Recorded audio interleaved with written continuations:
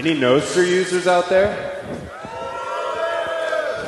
Okay, quick poll. Raise your hand if you've tried Nostr. And raise your hand if you're an active user. All right, not too much drop-off. That's good.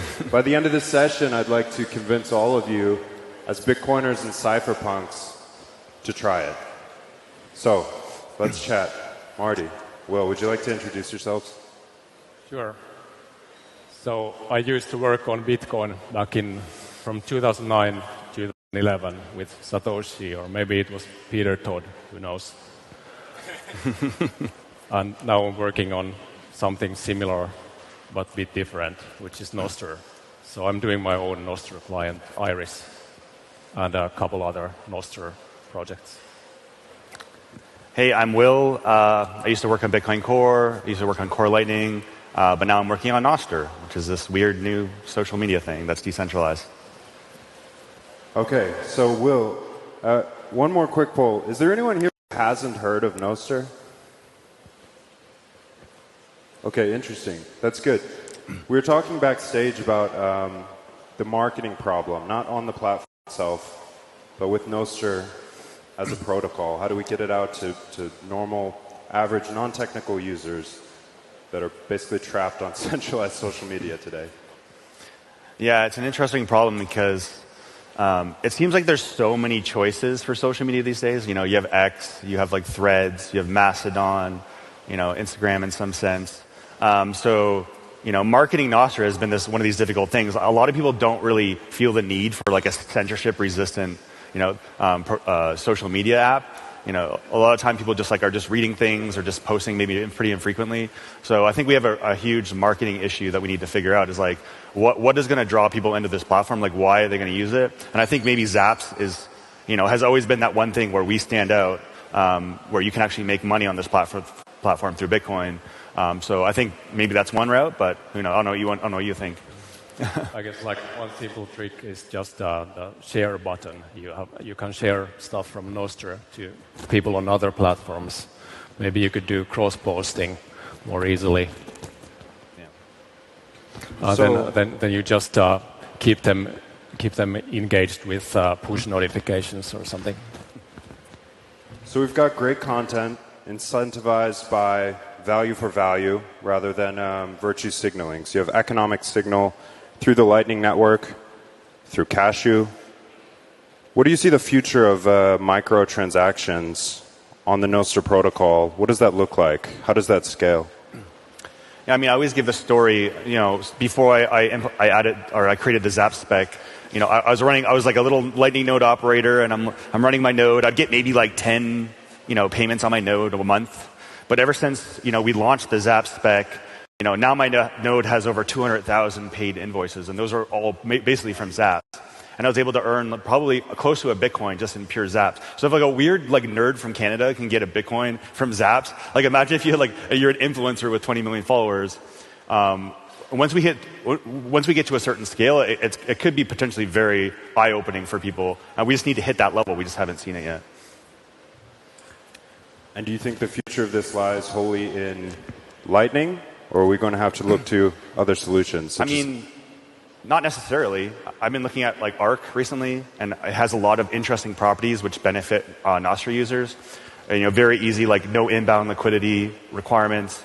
You can just generate a taproot address to start receiving. So maybe we'll have Arc Zaps in the future, or maybe once we hopefully upgrade Bitcoin script, then we can get more L2s with more features. But Nostr is not tied to Lightning. It was just what was around and what's available, but there could be other things we could use as well. Yeah, I just added a Cashew wallet, inbuilt Cashew wallet to Iris. I think so. Basically, every Nostr client supports zapping, but I think we're going to see more wallet integrations as well. It just makes onboarding people so much easier when you're set to receive and send zaps right away.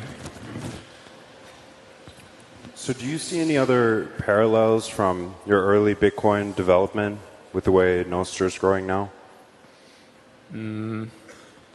I guess things take time.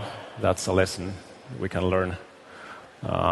It basically for the first year of Bitcoin there was not much activity. You could read everything that's written about Bitcoin on the internet, and it started slowly growing. Now it's been 15 years, so it takes time. Gradually, then suddenly. Will, how do you feel about where we're at now in terms of user acquisition? It's been about 2 years. We've really had, a couple 100,000 people on the platform in some form. How are you feeling about adoption? Yeah, it's interesting. You can really feel when there's like surges of interest. Like when the Telegram founder, when he was arrested, there was a huge surge of users. So and even Naval Ravikant, like one of these Silicon Valley guru guys, he's like he sees Nostr as a fallback to Twitter if there's some black swan event. And that's an interesting way of looking at Nostr. We are like building out this tech. Maybe it's not needed right now. It's very much like Bitcoin in that sense. It's like a lot of people see Bitcoin that way. It's like a hedge against all these like systematic risks and things like that. So maybe that's just going to be our utility to the world, is just to provide like a fallback if shit hits the fan. I think we can prove that it's a lot interesting in and of itself. It's not just for censorship resistant. It's like this interoperable social app protocol, and we can do really interesting things with just that idea. Yeah, and I think we're going to see more and more of these problems of the centralized social media, just like we see problems of centralized money that are going to bring spikes of new users to Bitcoin and Nostr. And I feel like the fundamentals are really on our side with both Nostr and Bitcoin. So even though it might take time, I think we'll win in the end, but let's not get complacent. Yeah, so as adoption here over the cycles slowly trends up and to the right, what technical improvements do you see as the biggest hurdles to adoption here? What do we need? I mean, honestly, it's really, at this point, just a design thing. And obviously, Bitcoiners have experienced this as well. It's, if the thing, we're competing with Instagram, we're competing with Threads, and all these are like designed by teams of hundreds of people. And if it's just not as good or it's not as easy to use as these other apps, then people aren't going to want to use it. So I feel like that's where we're at right now, is just optimizing the design, making it feel as good as like an app that people expect. And then maybe that'll help, but we're not there yet. It's still pretty early. Like I think I launched my app February 2023. So so it's still very early days. But the fact we've made so much progress, and there's like hundreds of apps in a few years, it's been incredible to see. Yeah, I kind of agree. It's there's so much to be done on the technical side as well, but mostly it's UX stuff, and we have all these one-person teams building this Instagram-like or Facebook-like apps, and it's kind of weird. And for people who might not be aware of like how Nostr works, is that once we start building these other apps like Instagram, like the TikTok of Nostr, I don't know why you'd want to do that. Like hopefully no one does that, but you have one account and they all work together, right? If you post on your Instagram account, maybe you'll be able to see it from your Twitter account, and that's just something we don't have in traditional siloed social media, centralized social media. So I think that alone is going to I think there's going to be an aha moment for a lot of people. And this is if you talk to people who try out Nostr and they do that. They take their NSEC, they put it into another client. They're like, that is the most powerful moment for a lot of users that make them go, oh my God, this is something different. So yeah, we just need more apps, really well-designed apps, so that we can keep invoking that feeling in people and get them hooked. So you mentioned, a lot of the teams developing on Nostr today are quite small. I would say, I think it's safe to say, the vast majority of them are not traditionally funded in sort of a Silicon Valley VC model. What are the incentives for developers, up-and-coming open source contributors here today or watching online? Why should they be working on Nostr? So the biggest thing you get out of the gate is that we have this compounding network effect that we can all benefit from. So if you're creating a new app, you can basically just have this whole network effect for free, and you can join the network, and that's extremely valuable. It's actually really hard to just start a new social media network, but in some sense, any new app you create on Nostr, it's like you just benefit from the entire network effect. So that's a huge one. Yeah, I guess most of the Nostr projects are kind of passion projects. It's just so fun and engaging to work with and to use. Yeah.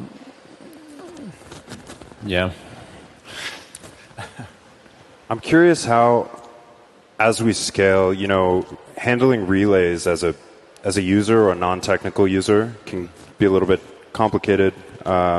Certainly a new experience if you're coming from traditional social media. How do you see that scaling? Do you think there's a way for us to abstract away some of the finer, more technical details of Nostr from the end user? I mean, the fact that we expose relays is kind of my fault. Because in Damus, I made it a thing where you can see the relays on people's accounts and you can follow relays. And it was this first-class thing. But in reality, it's probably too complicated for the average user. So we're moving towards something called autopilot within Damus. Another word for it is outbox model. So it'll just intelligently choose the right relays to, depending on which whatever client they're using. And that's the way we're kind of heading towards. On that note, I mean, that is sort of a form of algorithmic choice for the user. Do you want to touch on the benefits of being able to choose your relays and to moderate the content that you'd like to see as a user yourself? Yeah.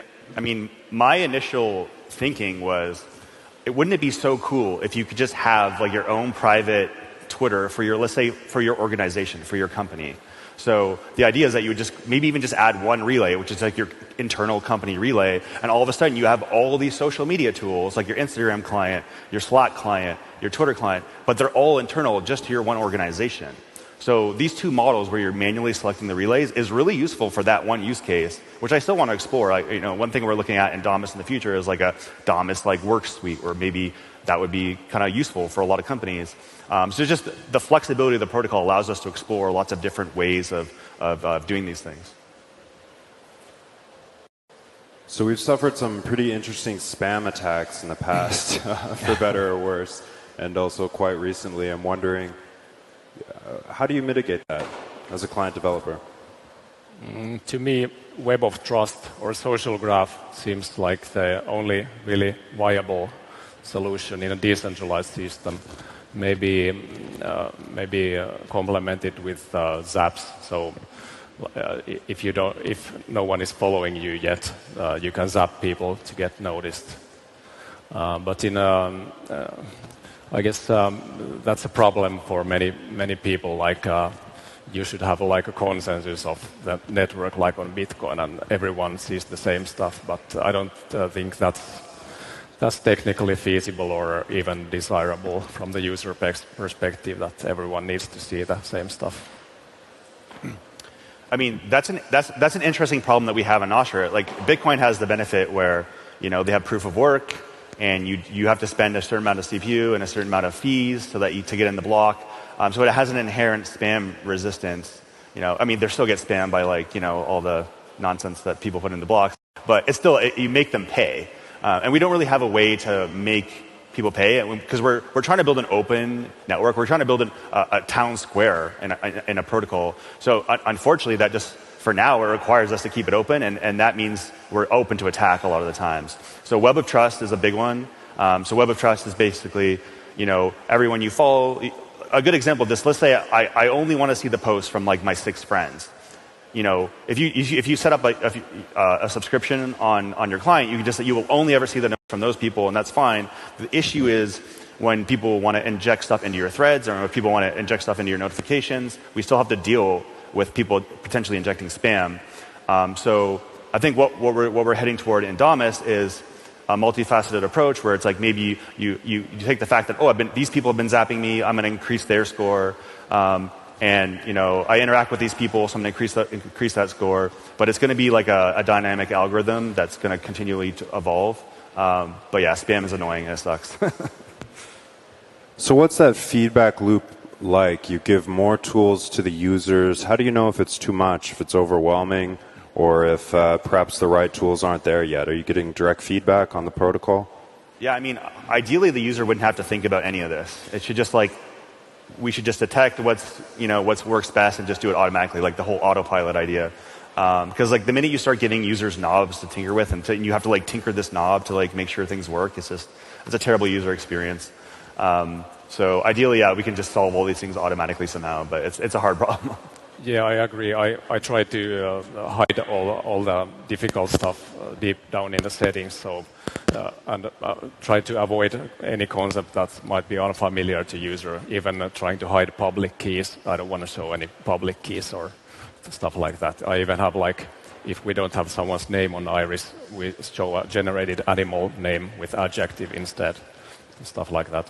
It's funny the key example. Because, as Bitcoiners, we're used to keys. And we probably even have a more complicated key setup. We have, like, these hierarchical keys.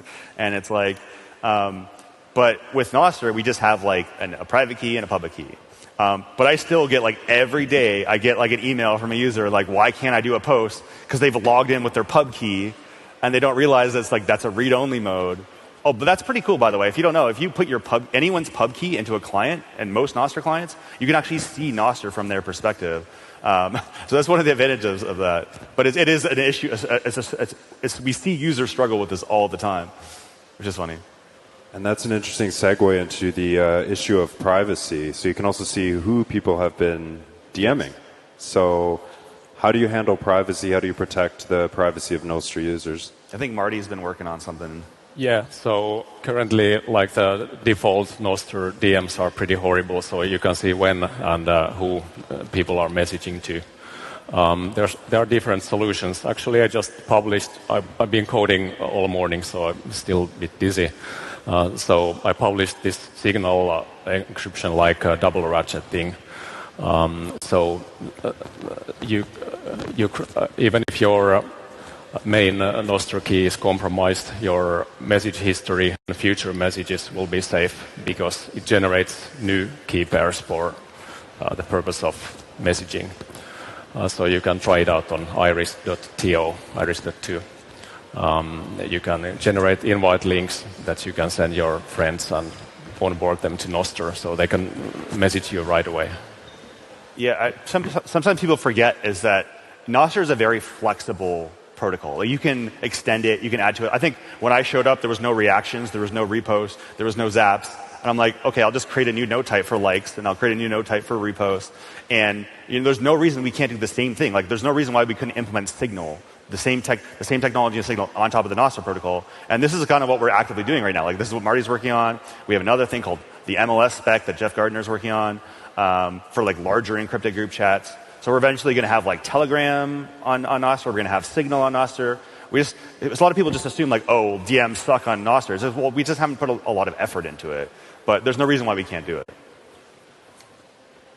So what focus areas do you think new devs coming into Nostr should attack? Like you said, we've seen lots of kind of copycat clients that's just basically a regurgitation of Twitter or Instagram or TikTok, this and that.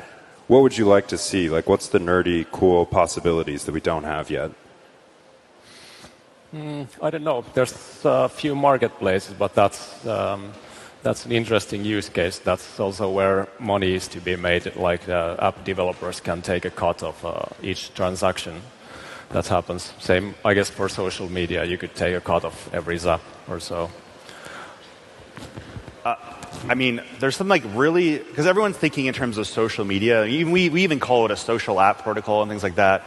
But there are benefits of having your data format in Nostr, even if it's not even related to social networking. So one really good example of this is I used to work at a record label called Monstercat. I was the CTO. And one of the issues we saw was that all the contract splits for all the artists were in a proprietary format in our database. And that kind of gave us leverage over the artists. It's like we could only pay them out. Like we kept all that information. But imagine if these contract splits were like on Nostr, and then anyone who's like sampling or using stems from different artists, you can just reference these splits on the public network, and then you can get paid from multiple sources. That's like one example. Another one is maybe like order books. So RoboSats is a popular way to do buying and selling Bitcoin using Lightning. So maybe if we had like the order book on Nostr, then this would like help with liquidity, because sometimes liquidity issues. If we had like a standard order book for like a whole bunch of different ways to buy and sell Bitcoin, and we create like a decentralized exchange, So there's like a lot of like creative things that anyone can just join and add and create it, and just there's so many opportunities, I think. And what do you think about coin join coordination over Nostr? It's great. Yeah. Great idea. Yeah. I'm curious. Yeah, I don't think we haven't really seen the marketplace yet. We've seen bits and pieces of it, a little bit of commerce happening, but we don't really have our new Silk Road on Nostr yet. There was a cool demo. Like yesterday, we had Nostradam, which is like a small Nostr meetup, and someone demoed. Basically, you put your npub in, and then you can see all of your kind of marketplace items. Which I thought that was kind of cool. It kind of created a landing page for you, which included your marketplace items, your posts. So people are starting to do it, but yeah, it's not a huge thing right now. But we do have a spec for marketplace, but we just need to integrate it into more things, I think. Yeah, and obviously one of the major benefits of that is no personal information, generally for most of these clients, required to sign up. I mean, do you want to talk about that a little bit? Like, what's that been like, not knowing anything about your user base for either of your clients, except what they voluntarily provide? Yeah, I mean, it's a lot. It's very difficult because we explicitly don't have any tracking within the app. Because in some sense, what we're trying to sell is we're trying to sell like a healthier social media experience. Like we're not trying to track users. We're not trying to growth hack. We're not trying to like sell ads to our users. And I think that's important. Like we're trying to build the social media for the future for humanity. So I think these values are important. But it's also hard to like build an app if you don't have any analytics and things like that. But the fact that you don't need an account is so powerful. I think it just simplifies onboarding. You just like open the app, you press like create account. You don't have to put your email in. You don't need like email confirmations. You do have the extra complexity of the key. But I think maybe that's just probably going to be a generational thing. I think keys are going to be the next generation. Like they're going to be used to the keys, like their Bitcoin keys, the Nostr keys. I just think there's like a generational gap where people, we're on a generation where everyone's like passwords and emails and passwords, but I think we're going to move toward keys eventually, I hope. But I don't know. We'll see. And for you? For user base. Yes. What's it like to not collect any data on your user base? Full disclosure, I do have analytics on Iris.2, so you can opt out of it. But to me, as a developer, it's motivating and feels motivating and important to have some sort of metric of the value you're producing, and if people are, if you're getting more or less users with changes. Then I have like 30,000 Iris usernames registered, Nostr usernames. Yeah, and because the network is it's so it's relatively small, and and there's no algorithm, right? So you're never seeing a filtered view of the network. You're literally just seeing real time people talking to each other in real time, and it really feels like you just entered like this really large room of people just talking, and so you instantly get the sense when people are like there and when they're not there. So there's something really. So I can kind of tell when if it's busy or not, but it's not really rigorous or we should probably be tracking things better. Like we don't even really know how many users are on the network. We kind of estimate it to be around 50,000, but it's really hard on a decentralized network. It's really hard. Like in Japan, they have their own relays and they all talk to each other, and they're not communicating with the outside world. So should we count those users? Like how would we do that? I don't know. It gets complicated. Yeah, and I guess the social graph is one way to count user counts as well. You can crawl the social graph and see how many first degree, second degree, third degree people in your network. You can go to graph.iris.to actually to check it out. Do you think social graphs are like the most viable sort of algorithm to show users content at the moment outside of a live feed? Because it can be quite jarring to get on the client and look at global and start to see posts in Japanese and Chinese and just different languages and all kinds of different content.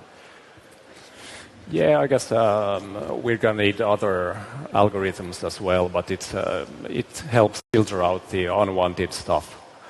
Currently, Iris does only like whitelisting, but we also are going to need sharing of mute lists, so there can be this decentralized moderation. Of course, it's configurable by the user, so you can choose your own tolerance or disable it altogether. Yeah, and we're at the scale now where you can basically visualize the entire network pretty easily. So one thing I'm experimenting with in NodeDeck. So NodeDeck is a new client I'm working on. So people know about Damus iOS. I'm actually working on a multi-platform client called NodeDeck. You can join the waitlist, damus.io/NodeDeck. Anyway, just throwing that out. I got to shield that because we're launching it next month. So check it out. But one of the things I want to do is like a visualization. I think you had this in the past too in Iris at one point. It was like a visualization of the social graph, and that really gives you a sense of like who's friends with who. You look at it, you're like, oh, clearly this is the Bitcoin group. So if you're not into Bitcoin, you don't have to like jump into that web of trust. But you might see another group that you can jump into. So I think visualization tools are going to help a lot for discoverability. And this just goes to show that Nostr is kind of this is where all the innovation is happening, right? There's so much kind of competition between the clients, and we're trying to do cool things and like show off to each other that we're starting to see like real innovations in Nostr. Because a lot of the existing social media platforms they kind of stagnated, and it's they have their users, they don't have any incentive to like compete with each other for the most part. So I think that's another cool aspect about Nostr is the fact that we're kind of rapidly iterating and kind of trying new things. Like what does the next generation social media network look like? So if you're curious about that and you want to experience all these things happening in real time, I think Nostr is a really fun place to join and experience the future. Yeah, Nostr seems like the only place where you can actually do this kind of stuff. You used to be able to do this on Twitter and Facebook, but no more. We've got a few seconds left, so curious, what is the last takeaway you'd like to give to this audience? For people who haven't tried Nostr, why should they jump on it today?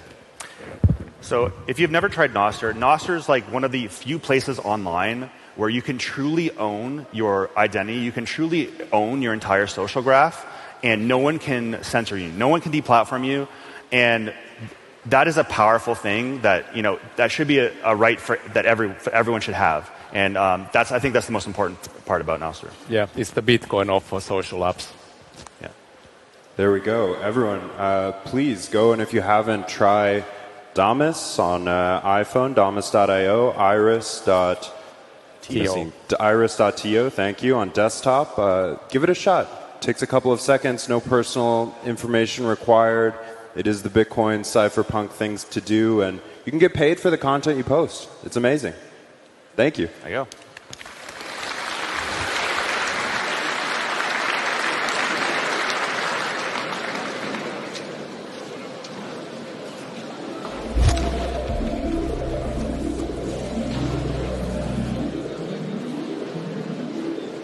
Welcome back, everybody. We are here at the Bitcoin Magazine news desk at Bitcoin Amsterdam 2024. To my left, we have Ludmila Kaslavska, president of the Open Dialogue Foundation, and to her left, Alan Helm, head of product for Bitcoin for Corporations. Ludmila, I want to kick it back to you. We just heard about Nostr, a freedom of speech protocol. Can you talk to us a little bit about the freedom of speech and defending it? One of the most important things what we have is actually our freedoms. And we live in society where these environments shrinking and shrinking. One of the most important things is to defend developers and end users and investors who help us and human rights defenders actually to navigate and use these freedom tools. So it's very important to have this same environment and protect it. Super important. I think Naval Ravikant just mentioned that something like Nostr would be a backup if something like X no longer becomes a reality. People can't use it. And we just saw that happen in Brazil. But we have some good news as well. As you were mentioning, we were talking before. So the ban on X in Brazil has been lifted. Could you tell us a little bit about that, Alan? Yeah, so some news came out the other day that the Supreme Court lifted their ban on the X platform for citizens in Brazil. Unfortunately, it had to do with Elon Musk complying to some of the regulations that they imposed on him. Mm-hmm. But I think a lot of that just has to do with having some of these decentralized platforms like Nostr as an available option for people to be able to still express their thoughts, their freedoms, and communicate their needs to people as a whole. And I think that's very important. Yeah, absolutely. Ludmila, are you using Nostr? Do you use it proactively? Yes, absolutely. Okay. I use Nostr. It's one of the most active platforms for me to actually be in touch with developers. We're informing them about human rights violation and also how we use freedom technology tools like Bitcoin, especially peer-to-peer Microtransactions, and what threats we see, for example, following arrest of Durov, that he completely, unfortunately, became censorship a practice in his platform. So we're looking for new opportunities, and for this reason, we really believe it's really important to work with developers closer.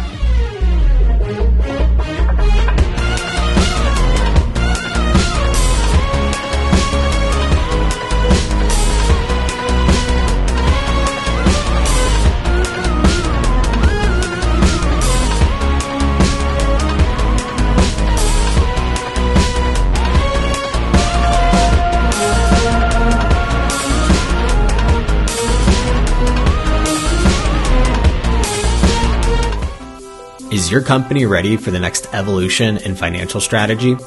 Bitcoin for Corporations is your partner in securing the future of your business. With exclusive membership benefits, our comprehensive masterclass, and a network of trusted service providers, we provide the insights and resources to help you incorporate Bitcoin into your financial strategy, ensuring stability and long-term value.